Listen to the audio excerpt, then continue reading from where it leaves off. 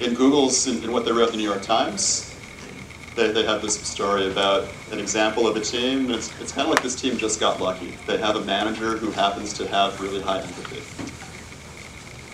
So they're like, we know something that correlates to high-performance teams, but we're not really sure how to make it happen. Some teams just get lucky and they have individuals with high empathy and they can connect well and they feel psychologically safe. And they originally started sharing this back in November last year on their rework website.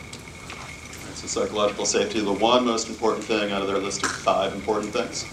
Cool stuff.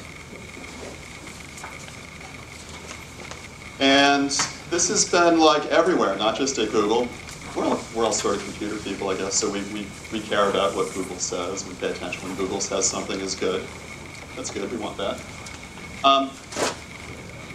I live in Newton Corner near here. I rode my bike here down the river yesterday, it was great. Newton Corner is kind of known as the dental capital of Boston. There's like at least 5 dentist offices in the neighborhood. And I just went to a new dentist the other day. And the dentist asked me what I do for work. And I'm like, I build great teams. You know, I don't know if you heard this stuff from Google, blah, blah, blah. And she goes, oh, check this out. This is from my dentist's magazine. And they're talking about team safety and psychological safety in dental magazines. And then I go to my eye doctor last week, and we're talking, and she asked me what I'm doing for work, blah, blah, blah. I tell her the story, and she goes, oh, that's cool, I want that. And I'm working with people at little companies at Techstars, and tell them what I do. I can go there and I say I'm an Agile coach, but then I tell them about this stuff, and they go, oh, we want that. And so it seems like everybody wants this. This is a good time for this. And at the same time, other people have been doing research, right? So this was from Harvard Business Review 15 years ago. Vanessa Druskett and Stephen Wolf. They've been doing similar research on real work teams, and they've been finding that this thing they call team emotional intelligence is the one thing that correlates to high-performance teams. And they're not really sure how it happens, but they know that when your team has it, you get high performance. I've been talking to Steve, and he's actually saying team emotional intelligence is a root cause. It causes psychological safety. So this is really important. Team emotional intelligence causes psychological safety, causes alignment and purpose and empathetic sharing between team members, causes leadership support because you can ask them for help and get them aligned with you. It causes some social capital. You get people around the company working with you. Causes high performance. So this is really cool stuff.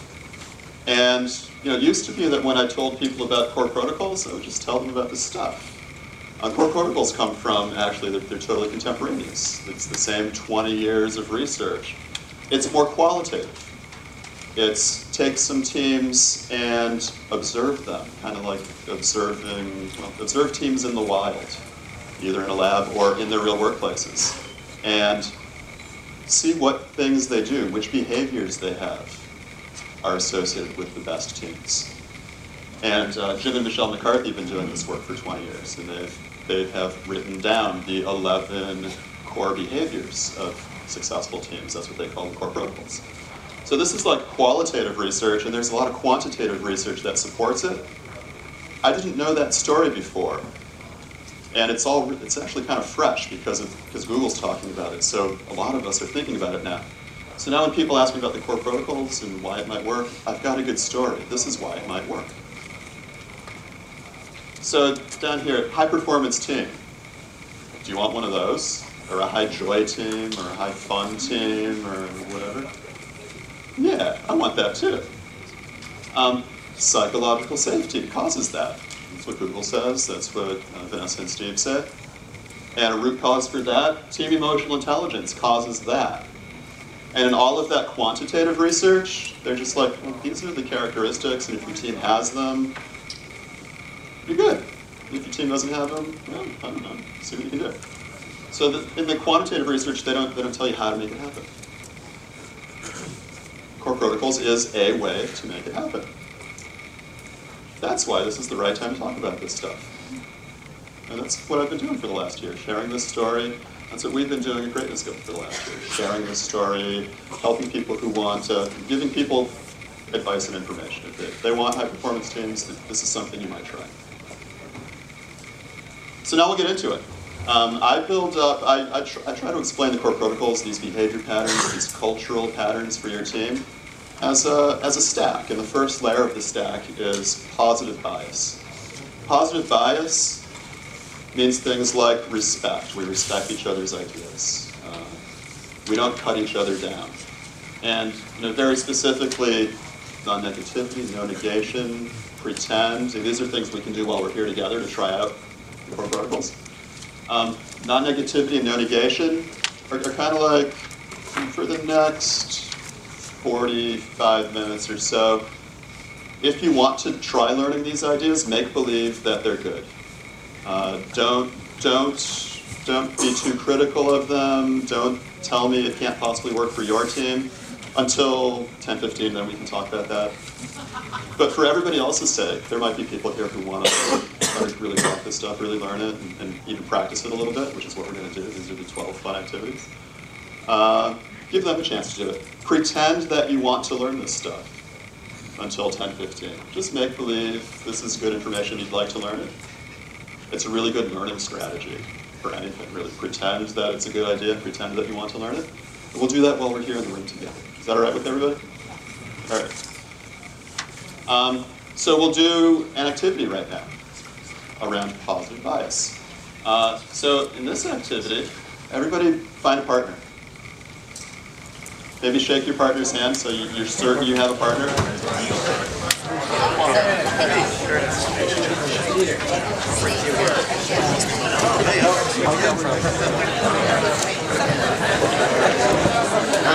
Everybody has a partner? I love this cultural behavior pattern. Okay, so here's what we're going to do. Make a dinner plan tonight, and here's how to make it happen. I'm going to give you 1 minute to try to make a dinner plan for tonight, you and your partner.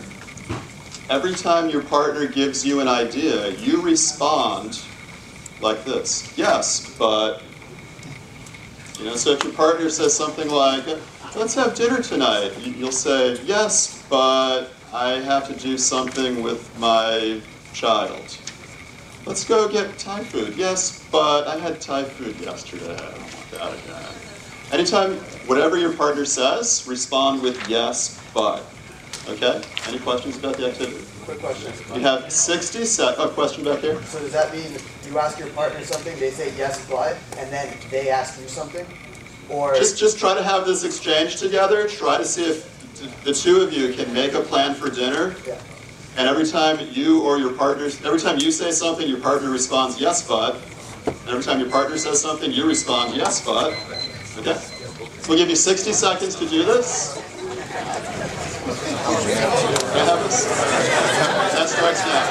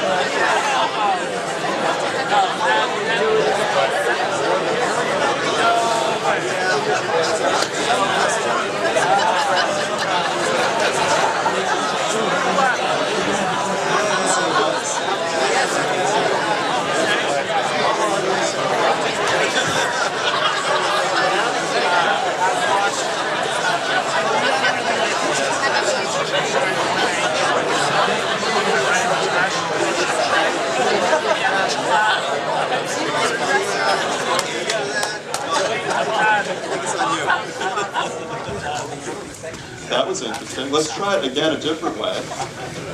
This time, always respond yes and. Okay? You say something, your partner responds yes and. Your partner says something, you respond yes and. Any questions about this version?